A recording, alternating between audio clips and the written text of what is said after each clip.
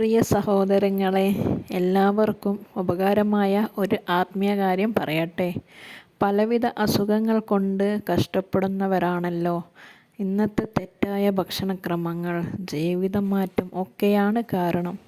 സഹോദരങ്ങളെ, ശാരീരികമായും മാനസികമായും എല്ലാ രോഗങ്ങളും ശിഫയാകാൻ ഒരു കാര്യം പറയട്ടെ. നമുക്ക് സ്വന്തമായി ചെയ്യാം, മറ്റുള്ളവർക്കും ചെയ്തു കൊടുക്കാം. ഏതാണല്ലേ?